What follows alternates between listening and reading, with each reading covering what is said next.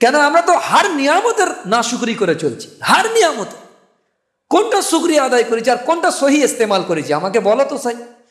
50 গ্রাম 100 গ্রাম ওজন, কিন্তু কিয়ামতের দিনে গিয়ে আমলের পাল্লায় বহুত ভারী হয়ে যাবে। হার জিনিসের বরকত যদি পেতে চাও 3 কাজ করতে হবে।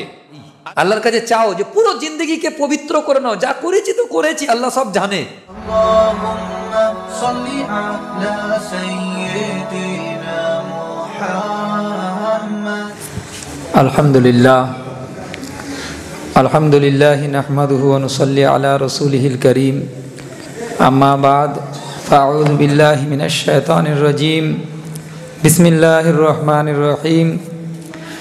ইন্না ইদ্দাতাশ শুহুরি ইনদাল্লাহি 12 শাহরান ফি কিতাবিল্লাহ ইয়াওমা খালাকাস সামাওয়াতি ওয়াল আরদা মিনহা আরবাআতুন হুরুম যালিকাদ দীনুল কাইয়্যিম ফালা তাজলিমু ফীহিন্না আনফুসাকুম ওয়া কাতিলুল মুশরিকিনা কাফাতান কামা ইউকাতিলুনাকুম কাফাহ ওয়া আলামু আন্নাল্লাহা মাআল মুত্তাকিন। সাদাকাল্লাহুল আযীম। ওয়া ক্বালা রাসূলুল্লাহ সাল্লাল্লাহু আলাইহি ওয়াসাল্লাম কানা ইযা দাখালা রাজাবা ক্বালা আল্লাহুম্মা বারিক লানা ফি রাজাবা ওয়া শাবান ওয়া বাল্লিগনা রমাদান। আমাদের আলোচনা চলছিল রজব মাসের গুরুত্ব সম্পর্কিত। অ্যাকচুয়ালি রজব মাসের ব্যাপারে আমরা কোরআন শরীফে ওই আয়াত সূরা তাওবা থেকে ইন্না ইদ্দাতাশ শুহুরি ইনদাল্লাহি 12 শাহরান ফি কিতাবিল্লাহ ইয়াওমা খালাকাস সামাওয়াতি ওয়াল আরদা মিনহা আরবাআতুন হুরুম, অর্থাৎ আল্লাহ পাকের গণনাতে যে 12টি মাস, সেই 12টি মাস আসমান আর জমিন সৃষ্টির দিন থেকে এই মাস 12টা করে যে বছরে মাস হয়, এটা তখন থেকেই আল্লাহ পাক শুরু করেছেন। আর এটাই আল্লাহ পাকের শরীয়তের নিয়ম যে এই 12টি মাস, এবং এর মধ্যে 4 মাস বড় গুরুত্বপূর্ণ। সেটা কিন্তু কোরআন শরীফের সারাহাতান এর জিকির নেই সেই 4 মাস কোন কোন মাস, শুধু বলেছেন আরবাআতুন হুরুম, অর্থাৎ 4 মাস। এই 12টি মাসের মধ্যে খুব মহাপবিত্র মাস, বরকতপূর্ণ মাস এই 4 মাস। রসুল করিম সাল্লাল্লাহু আলাইহি ওয়াসাল্লামের হাদিসে মুবারকে স্পষ্ট এসেছে সেই 4 মাসটা হচ্ছে জিলকাদা, জিলহিজ্জা আর মহরম আর রজব। 3টি মাস পরপর সিরিয়াল আছে, কিন্তু রজবকে সিরিয়াল থেকে আলাদা করে বায়ান করা হয়েছে। তাহলে আমরা যেহেতু রজব মাসের মধ্যেই আছি, এই রজব মাস দাখিল হলেই রসুল করিম সাল্লাল্লাহু আলাইহি ওয়াসাল্লাম একটি দোয়া পড়তেন। যদিও এই দোয়াটি দুর্বল রেওয়ায়েত দ্বারা সাব্যস্ত, এর রেওয়ায়েতের রাবিদের উপরে কিছু কালাম আছে, কিন্তু আল্লামা তাহের পাটনি রহমাতুল্লাহি তাআলা আলাইহি তিনি তার কেতাবে পরিষ্কার বলেছেন যে হাদিসের দুর্বলতার সূত্রটা দুর্বল, কিন্তু ফাজাইলের ক্ষেত্রে এই জয়ীফ হাদিস দ্বারা দলিল পেশ করা যায় বলে তাজকিরাতুল মাউজুআত বলে ওনার একটা কেতাব আছে, বিখ্যাত কেতাব। মৌজু রেওয়ায়েতগুলোকে চিহ্নিত করার জন্য ওই কেতাব তিনি লিখেছেন, কিন্তু তথাপি সেই কেতাবে কথা বলেছেন যে জয়ীফ রেওয়ায়েত দ্বারা কোনো ফজিলত সাব্যস্ত হয়ে যায়, অর্থাৎ রজব মাসের ফজিলত সাব্যস্ত হওয়ার জন্য, এবং এই দোয়াটা যদি কেউ পড়ে তো তাহলে সে ফায়দা পাবে আশা করা যায়। এটা পড়া কোনো বেদাত নয়, এরকম নয়। তো এটা উনি ওনার কেতাবে বলেছেন, 51 নম্বর পৃষ্ঠাতে বলেছেন। আচ্ছা, দোয়াতে আমরা যেটা বলি আল্লাহুম্মা বারিক লানা ফি রজবা ওয়া শাবান, ইয়া আল্লাহ আমাকে বরকত দান করো রজব মাসে এবং শাবান মাসে, ওয়া বাল্লিগনা রমাদান। দুটো পেহলুকে বয়ান করা হয়েছে, একটা হচ্ছে বরকত দান করো আর আমাকে পৌঁছে দাও রমাদান পর্যন্ত। এই দোয়া থেকে এতটুকু আমরা বুঝতে পাচ্ছি যে আমরা যেমন কেতাব লিখি, কেতাব পড়ি, তো কেতাবের প্রথমেই মোকদ্দমা থাকে, ভূমিকা। তো এখান থেকে আমাদের বুঝতে হবে যে রমজান মাসের ভূমিকা, অর্থাৎ রমজান মাসের শুরুতেই যে বরকতের মাস যে শুরু হবে তার মোকদ্দমা হচ্ছে, ভূমিকা হচ্ছে রজব মাস। এবং শাবান মাস, তারপরে দরমিয়ানে রমজান আর রজবের দরমিয়ানে শাবানকে রেখে দিয়েছেন, আর তারপরে রমজানকে নিয়ে আসছেন আল্লাহ পাক। তো রসুল করিম সাল্লাল্লাহু আলাইহি ওয়াসাল্লামের দোয়ার যে আলফাজ ছিল, আল্লাহুম্মা বারিক লানা ফি রজব ওয়া শাবান ওয়া বাল্লিগনা রমাদান, এটা দোয়ার আলফাজ ছিল, এটা আমরা পড়বো দোয়াতে। আচ্ছা, এখানে যে বরকত শব্দটা, বারাকাত, এই শব্দটা আমরা বলি সকলের ক্ষেত্রে, আমরা প্রায় সময় বলি তোমার বিয়ে হচ্ছে, আল্লাহ বরকত দান করুক, আল্লাহ মোবারক করুক। বরকত ইয়া মোবারক, বারাকা মোবারকা। তাবারাকাল্লাযী নাজ্জালাল ফুরকান আলা আবদিহি, না তাবারাকাল্লাযী জাআলা ফিস সামাই বুরুজাও ওয়া জাআলা ফিহা সিরাজাও, এখানে তাবারাকা শব্দটা এসছে। তাবারাকাল্লাযী নাজ্জালাল ফুরকান, এখানে কোরআন শরীফে তাবারাকা, মুবারাকা, এই যে বরকতের যে শব্দগুলোকে নিয়ে এসছেন, এর মানে কি? আমরা কাসরতের সাথে বেশি বেশি এই কথাটাকে ব্যবহার করি, এমনকি সালামের মধ্যে বলি আসসালামু আলাইকুম ওয়া রাহমাতুল্লাহি ওয়া বারাকাতুহু। এই বরকত শব্দটার মানে কি? কিন্তু মানের দিকে আমরা খেয়াল করি না। বরকত, আলহামদুলিল্লাহ বরকত দিক, আল্লাহ তোমাকে মোবারক করুক। এই যে বিয়ের মওকাতে আমরা বর এবং কনেকে বরকতের দোয়া করি, আল্লাহ তোমার শাদিকে মোবারক করুক, বরকত দান করুক, এরকম দোয়া করি আমরা। এবং দোয়া রসুল করিম সাল্লাল্লাহু আলাইহি সাল্লাম থেকে শাদির মওকাতে বারাকাতের দোয়া করা সাব্যস্ত আছে। কিন্তু বরকতের মানে হচ্ছে কোনো জিনিসের মধ্যে যে মুজমার উপকার থাকে, ভিতরে লুক্কায়িত উপকার থাকে, সেটা যখন ব্যাপকভাবে জাহির হতে থাকে সেটাকে বরকত বলা হয়। যেমন কোরআন শরীফের মধ্যে সূরা কফেতে বলা হয়েছে যে মা আম মুবারাকা, বৃষ্টির পানিকে মুবারক বলা হয়েছে, বরকতপূর্ণ। অর্থাৎ মাটির নিচে মুজমার, ছুপিয়ে থাকা, লুকিয়ে থাকা যত বারাকাত আছে, বৃষ্টির পানি মাটিতে জর্ব হওয়ার পরে, শোষণ করার পরে গাছপালার মধ্যে যে বারাকাত দেখা যায়, অর্থাৎ মাটির ভিতরে লুকিয়ে থাকা বরকতগুলোকে আল্লাহ পাক বৃষ্টির মাধ্যমে উজাগার করে দেয়। ঠিক অনুরূপভাবে কোরআনকে বরকতময় বলা হয়েছে, তাবারাকাল্লাযী নাজ্জালাল ফুরকানা আলা আবদিহি লিয়াকুনা লিল আলামিনা নাযীরা। তো কোরআনকে বরকত বলা হয়েছে, তো কোরআনকে বরকত আর আল্লাহ পাককে বরকত বলা হয়েছে। অর্থাৎ কোরআনে কারীমের মাধ্যমে রুহে ইনসানিতে যত বারাকাত মুজমার আর ছুপিয়ে আছে, রুহে ইনসানিতে, এই ইনসানের মধ্যে যেমন একটা শরীর আছে, জিসম, আর তার মধ্যে একটা রূহ আছে।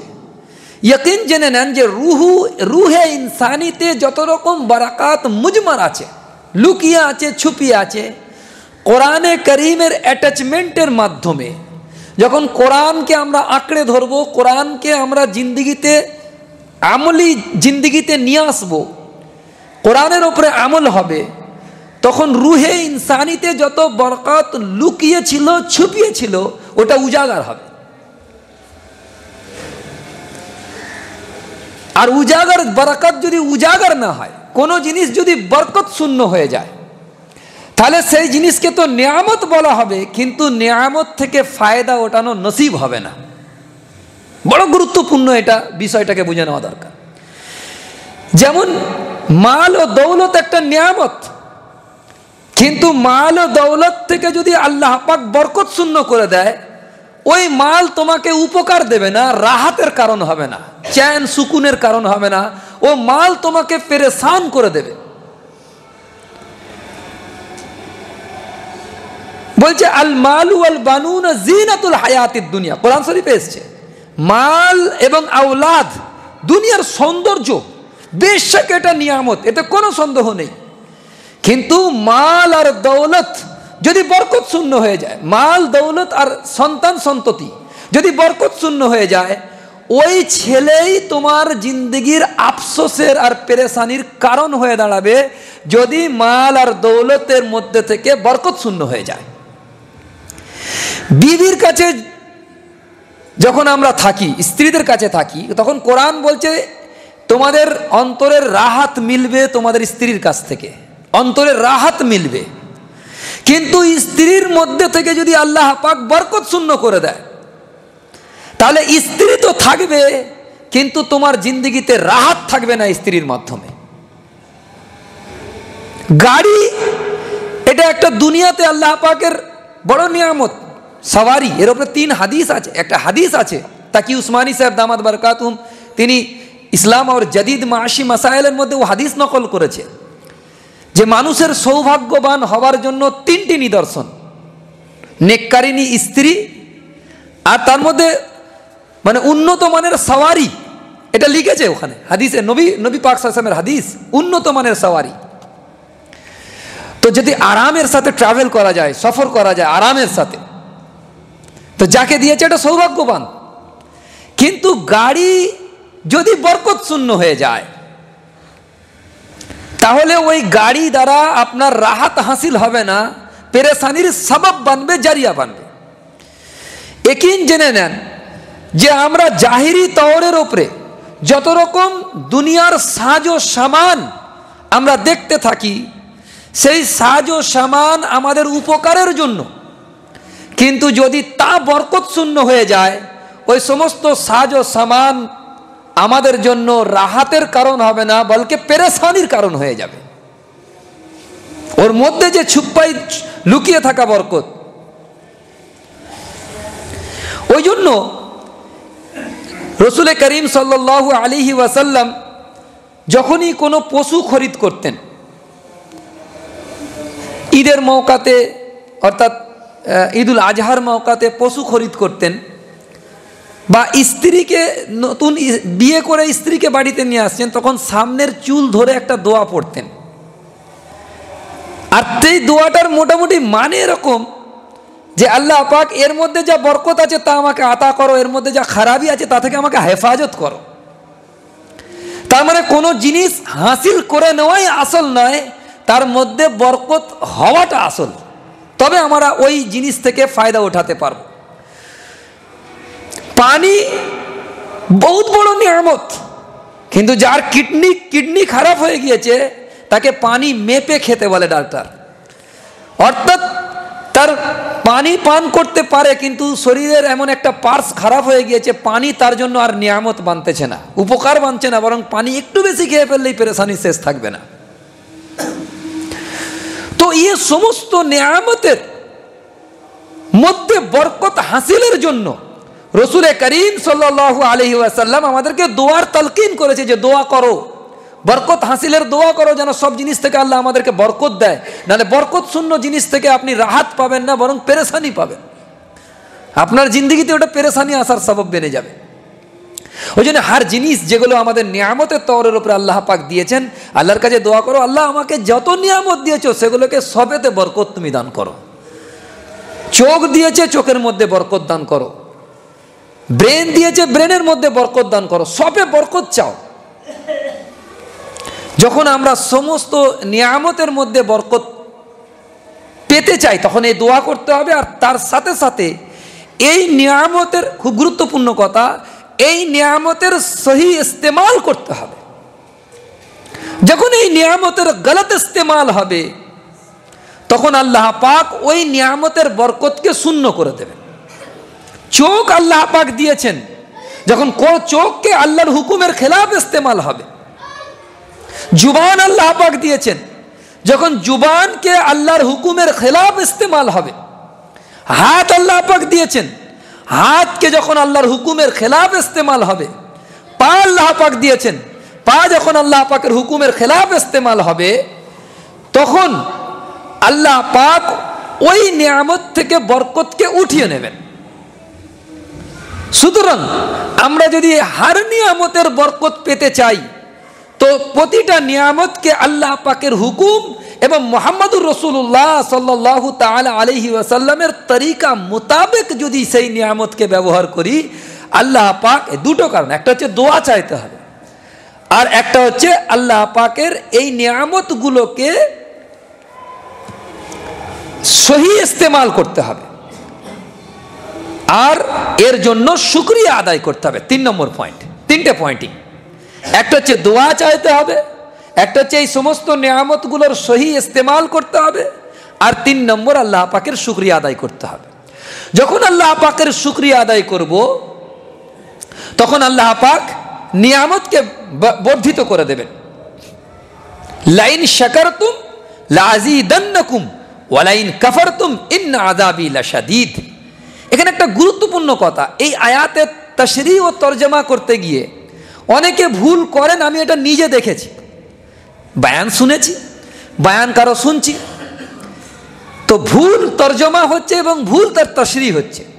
লাইন শাকারতুম লাযীদান্নাকুম, এখানে শর্তায়িত করেছে আল্লাহ পাক, পুরোপুরি শর্তায়িত করেছে। লাইন শাকারতুম লাযীদান্নাকুম, যখন নিয়ামতের শুকরিয়া আদায় করবে তো শর্ত আল্লাহ পাক করে দিয়েছেন আমি অবশ্যই নিয়ামতকে বাড়াবো, এখানে অবশ্যই নিয়ামতকে বাড়াবে।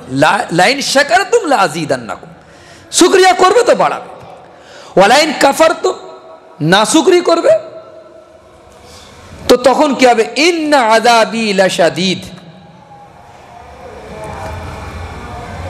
ওয়ালাইন কাফারতুম ইন্না আযাবি লাশাদীদ, যদি তোমরা নাশুকরি করো তো এখানে শর্তাই তো নেই যে নাশুকরি করলেই আযাবে গ্রেফতার করবে।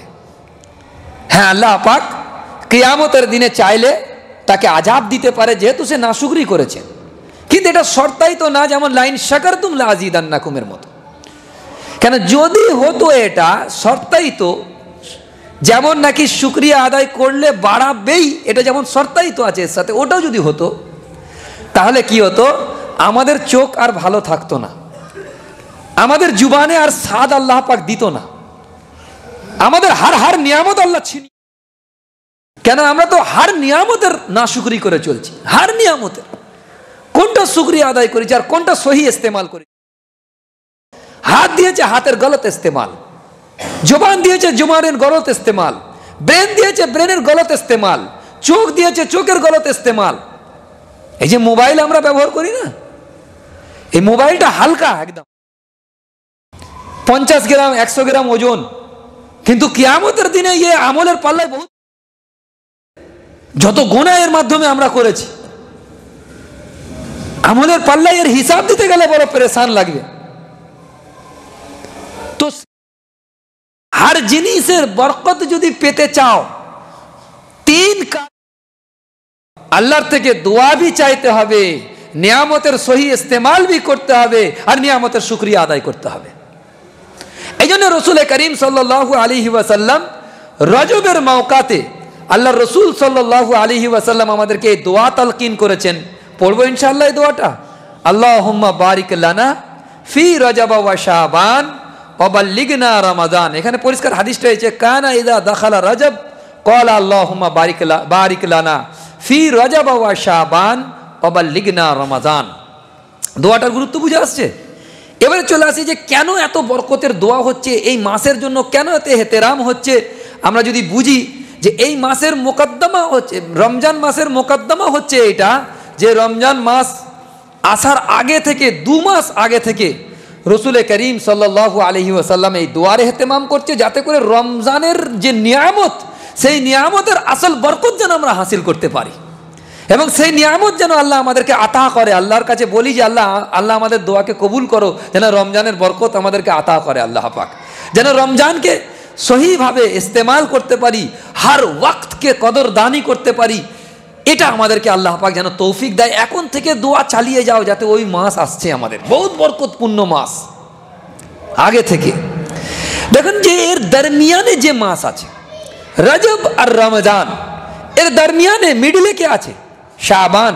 আর এই শাবান মাস সম্পর্কে সহি বুখারীতে রিওয়ায়াত এসেছে, মুসলিম শরীফে রিওয়ায়াত এসেছে যে আম্মা জান হযরত আয়েশা রাদিয়াল্লাহু তাআলা আনহা বলেন যে রাসূলুল্লাহ সাল্লাল্লাহু আলাইহি ওয়াসাল্লামকে রমজানের মাস ছাড়া অন্য কোনো মাসে পূর্ণ রোজা রাখতে দেখিনি। পূর্ণ মাস রোজা রেখেছেন শুধুমাত্র রমজান। তারপরে বলছেন আম্মা জান বলছেন যে শাবান মাসের মতো এত অধিক নফল রোজা রাসূলুল্লাহ সাল্লাল্লাহু আলাইহি সাল্লামকে আর অন্য কোনো মাসে এত অধিক নফল রোজা রাখতে আমি দেখিনি। বোঝা গেল যে এর যে দরমিয়ানে যে মাস আছে শাবান মাস, যেটা আসছে কিছুদিনের মধ্যেই আমাদের সামনে আসবে ওই মাস, সেই মাসে রসুল করিম সাল্লাল্লাহু আলাইহি সাল্লাম কাসরাতের সাথে নফল রোজা রাখতেন, বেশি বেশি করে নফল রোজা রাখতেন। রমজানের তৈয়ারির জন্য নফল রোজা রেখে রেখে নিজেকে তৈয়ারি করো যে আসল ফরজ রোজা রাখা যেন যোগ্যতা হাসিল হয়ে যায়। ওই জন্য 2-3 দিন আগে থেকে আবার রোজা রাখাকে মানা ফর্মে দিয়েছেন, যাতে করে ওই 2-3 দিন খেয়ে দিয়ে মানে একদম শরীরকে সুস্থ করে নাও, যাতে করে রমজান মাসের রোজা সুন্দরভাবে বেশি থেকে বেশি ভালো করে রাখতে পারি। তার জন্য ফের প্রস্তুতি নেওয়ার জন্য ফের 2-1 দিন আগে আবার রোজাকে বন্ধ করতে বলা হয়েছে। আরও অনেক কারণ আছে বন্ধ করতে বলা হয়েছে। এবং বলা হয়েছে রসুল করিম সাল্লাল্লাহু আলাইহি ওয়াসাল্লাম কেন এত বেশি রোজা রাখতেন শাবান মাসে, তার কারণ হিসাবে বলা হয়েছে যে এই মাসে আল্লাহর দরবারে বান্দার আমল নামা পেশ করা হয়। আর আমি চাই আমার আমল নামা যখন আল্লাহর দরবারে পেশ করা হবে তখন যেন আমি রোজাদার থাকি, তখন যেন আমি রোজাদার থাকি। সুতরাং এই মাসের পরে কাসরাতের সাথে রোজা রাখার আমরা তরগিব দেবো একে অপরকে, আমাদের মা বোনেদের কাছেও এই কথা পৌঁছে দেবো। আমরাও রোজা রাখবো ইনশাআল্লাহ, যেহেতু অল্প সময়ের মধ্যে আমাদের সামনে শাবান মাস আসবে। আর তার মধ্যে আবার 15ই শাবানে একটা বহুত বরকতপূর্ণ রাত আসতে চলেছে, সেটার ব্যাপারে আমরা তফসিলি কালাম করব ইনশাআল্লাহ। যেহেতু আমাদের ভাইয়েরা এই রাতের ফজিলতকে মানতে চায় না, তার খণ্ডন হবে ইনশাআল্লাহ তাআলা, পুরো কোরআন হাদিসের দালায়েল দিয়ে ইনশাআল্লাহ এর খণ্ডন করব পুরো, যাতে করে শাবান এবং 15ই শাবান এর ফজিলত সাব্যস্ত হয়ে যায়। এই জন্য আমরা এই মাসেতে অর্থাৎ রজব মাসেতে খাস কোনো রোজার ফজিলত, খাস কোনো নামাজের ফজিলত রসুল করিম সাল্লাল্লাহু আলাইহি সাল্লামের হাদিস দ্বারা সাব্যস্ত নয়। এবং খাস তৌরের উপরে আমাদের সমাজে, এটাকে রিপিট করে দিতে চাইছি যে খাস তৌরের উপরে আমাদের সমাজের মধ্যে 27শে রজবে রোজা রাখার একটা প্রবণতা খুব আছে। কিছু কিছু এলাকা ভিত্তিক আবার খুব বেশি প্রভাব আছে। সে আপনারা বুঝতেই পারছেন যে কোন কোন এলাকা, কোন কোন পাড়াগুলো বেশি রজবের রোজা রাখে, এরকমও পাড়া আছে আমাদের এই 16 আনার মধ্যে। তো এ ব্যাপারে আমাদের কথা কি, যে হযরত ওমর রাদিয়াল্লাহু তাআলা আনহুর খেলাফতের জামানায় যারা খাস রজব মাসের 27 তারিখে রোজা রাখার খাস ফজিলত, স্বতন্ত্র ফজিলতকে মনে করে এই রোজাকে রাখতেন, হযরত ওমর রাদিয়াল্লাহু তাআলা আনহু জানতে পারার পরে জবরদস্তি তাদেরকে খানা খাওয়াতেন যে তোমরা রোজা ভাঙো। এর রিওয়ায়াত আমরা গত সপ্তাহে পেশ করেছি আপনাদের সামনে, হাওয়ালাও দিয়েছি কোথায় আছে। তো এখান থেকে পরিষ্কার হয়ে যাচ্ছে যে এই রজব মাসের কোনো খাস রোজা, খাস নামাজ প্রমাণিত নয়। মুকসুদুল মুমিনিন এই টাইপের যত কিতাব আছে তাতে আছে, কিন্তু এই হাদিস সনদের এতেবারেতে গ্রহণযোগ্যতা রাখে না, যে এ থেকে ইস্তেদলাল গ্রহণ করা যাবে, এটা হতে পারে না। সেই জন্য আমরা এই মাসে কোনো খাস রোজা নয়, খাস কোনো মানে নফল নামাজ নেই, কিন্তু এই মাসেতে আমরা যদি রোজা রাখি তাহলে স্বভাব হবে, বেশাক স্বভাব হবে। রোজা রাখতে পারেন আপনারা নফল রোজা বা নফল নামাজ, তাহাজ্জুদের নামাজ আপনারা 4 রাকাত করে পড়েন, 8 রাকাত পড়বেন, বেশি করে পড়বেন, খাস কোনো ফজিলত নেই। কিন্তু ইবাদতের মাত্রাকে আমাদেরকে এই মাসেতে বাড়াতে হবে এবং প্রস্তুতি নিতে হবে যাতে রমজানে আমরা বাড়াতে পারি। কোরআন শরীফের তেলাওয়াত আগে যতটুকু করতেন রজব মাসে একটু বেশি করুন, জিকির আজকার যতটুকু আগে করতেন রজব মাসে একটু বেশি করুন, শাবান মাসে একটু বেশি করুন, ফের রমজান আসলে আরও বাড়িয়ে দেন মাত্রা। তো এই জন্য রমজানের শুরু থেকে 2টো মাস আমাদেরকে প্রস্তুতির মাস রমজানের জন্য, এই প্রস্তুতির মাস দেওয়া হয়েছে। সুতরাং এই প্রস্তুতির মাসগুলোতে আমরা খুব কাসরতের সাথে, খুব গুরুত্বের সাথে আমরা ইনশাআল্লাহ তাআলা এই মাসগুলোকে ইবাদতের মাস হিসাবে খাস করে খুব বেশি বেশি আমরা ইবাদতের দিকে ধাবিত হব।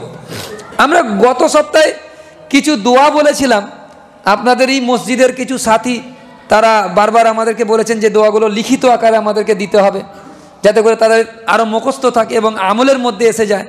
যেমন আমরা বলেছিলাম রিজিক বৃদ্ধির জন্য দোয়া, আর সেটা বলেছিলাম যে ফজরের ফরজ নামাজ আর সুন্নতের দরমিয়ানে পড়তে হবে। আর একটা পদ্ধতি আছে ফরজ নামাজের পরেও পড়া যায়, অর্থাৎ ফজরের নামাজ যখন হয়ে যাবে, ফরজ নামাজও পড়া হয়ে যাবে, তারপরেও 100 বার সুবহানাল্লাহি ওয়া বিহামদিহি সুবহানাল্লাহিল আযীম ওয়া বিহামদিহি আস্তাগফিরুল্লাহ। সুবহানাল্লাহি ওয়া বিহামদিহি সুবহানাল্লাহিল আযীম ওয়া বিহামদিহি আস্তাগফিরুল্লাহ, এটা 100 বার পড়তে হবে। 100 বার পড়লে আল্লাহ সুবহানাহু ওয়া তাআলা রিজকের মধ্যে বরকত দান করবেন।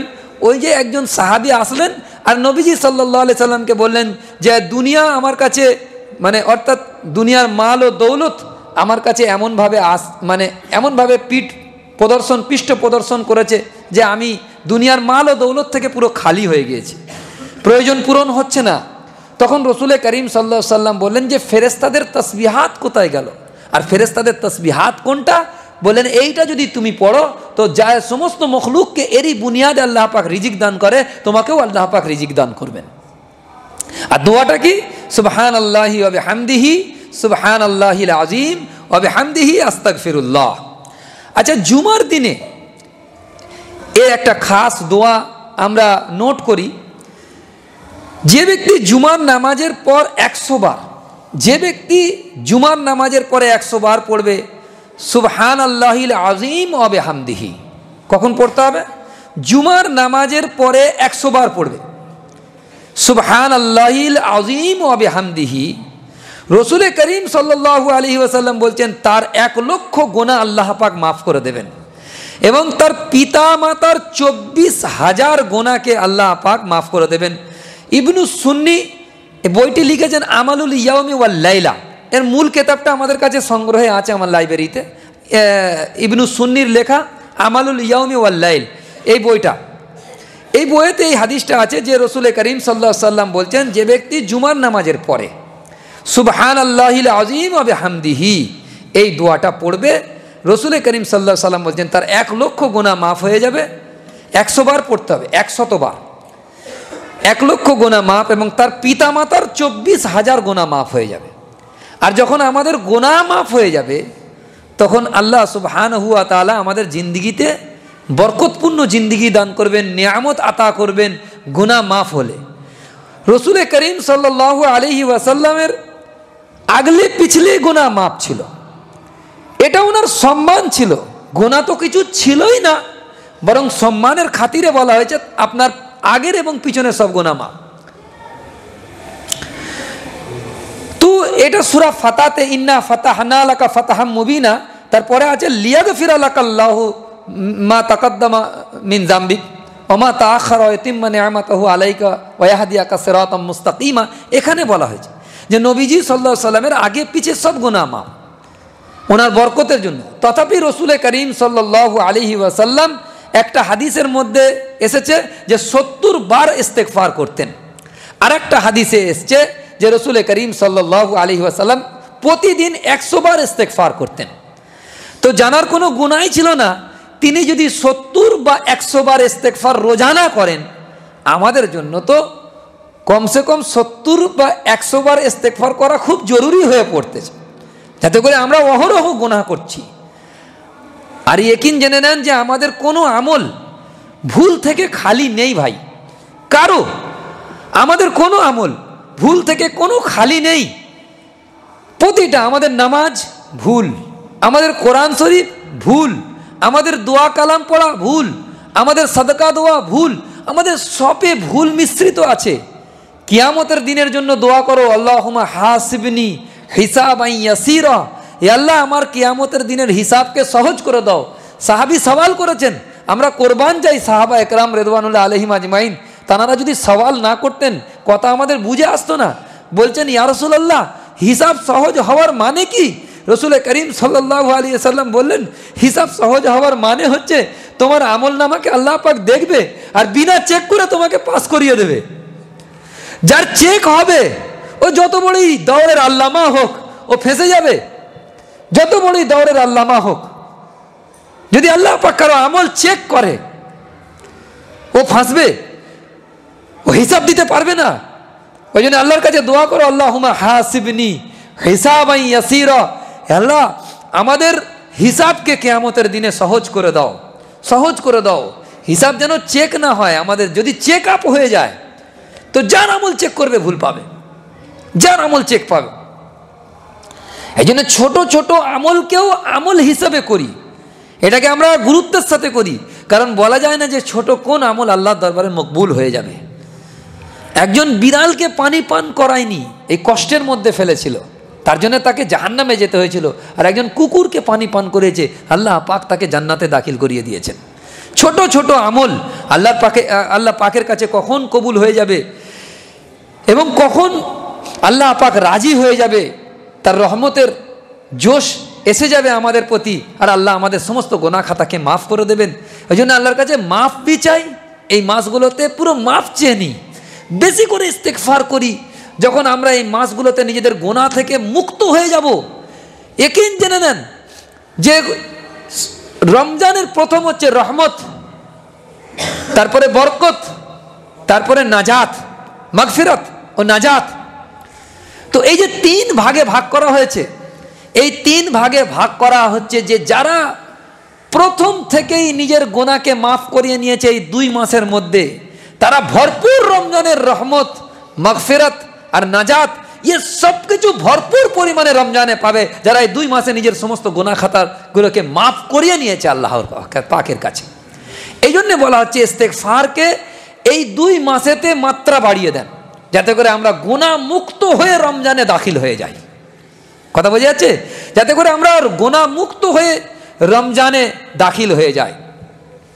এ ব্যাপারে হযরত ওমর রাদিয়াল্লাহু তাআলা আনহুর কয়েকটি নসিহত আমরা ফলো করি, যে বেশি হাসে তার মধ্যে গাম্ভীর্যতা লোপ পেয়ে যায়।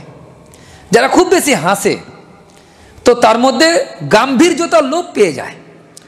আর এখনকার ওয়াজের মজমাগুলো হচ্ছে হাস্য কৌতুকের একটা মজমা, হাস্য কৌতুক হচ্ছে, শায়ের পড়া হচ্ছে, গজল গাওয়া হচ্ছে, হাসানো হচ্ছে লোককে, এটা হচ্ছে আজকালকার ওয়াজের মজমা।